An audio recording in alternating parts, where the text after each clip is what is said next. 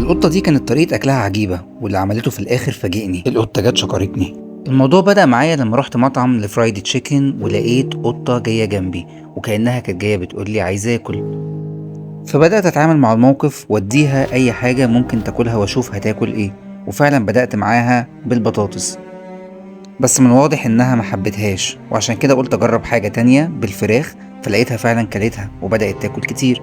فقلت هجرب لها كل حاجة موجودة واديتها كل سلو، بس من الواضح انها ما كانتش راضية انها تاكل حاجة غير الفراخ، وده اللي عملته.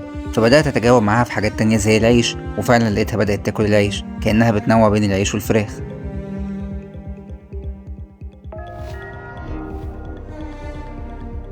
بس لما قعدت تاكل ونسيتها في النص لقيتها بتبصلي بصة اللي هو انت نسيتني ليه.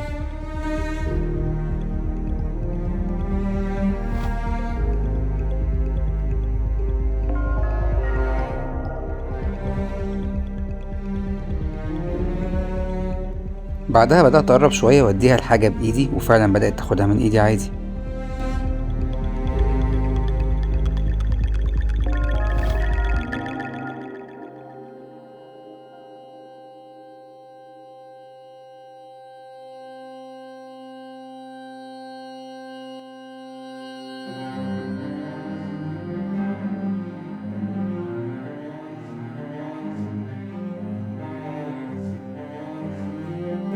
طبعا لو حد من اللي شغالين في المطعم شافني كان رماني انا وهي بره، بس اللي حصل بعد كده في طريقة اكلها هو اللي لفت نظري انها بتاكل بشكل غريب.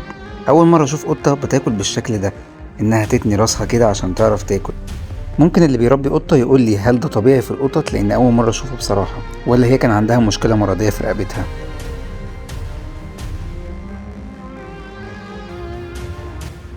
اول مرة الاقي نفسي بتشد لكائن حي وهو بياكل واحب اتفرج عليه.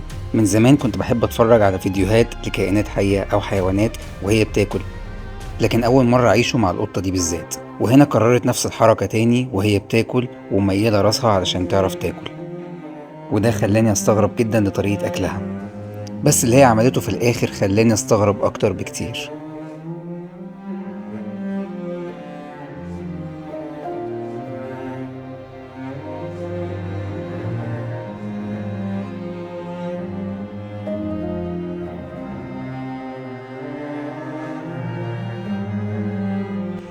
وبرضه أنا عارف إن الكلاب بس هي اللي بتاكل العظم، لكن قلت أجرب معاها ولقيتها فعلا مستقبلة الموضوع.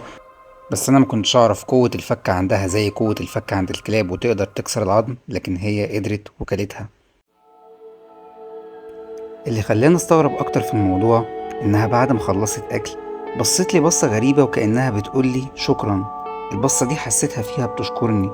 حسيت قد ايه ممكن يكون كل كائن حي محتاج لاكل او شرب واحنا بنديله، هو قد ايه بيبقى فرحان ومستني ان هو يعبر لنا عن فرحته دي وانه يشكرنا لو قدر يتكلم. بجد انا فرحت جدا لما اكلت القطة دي.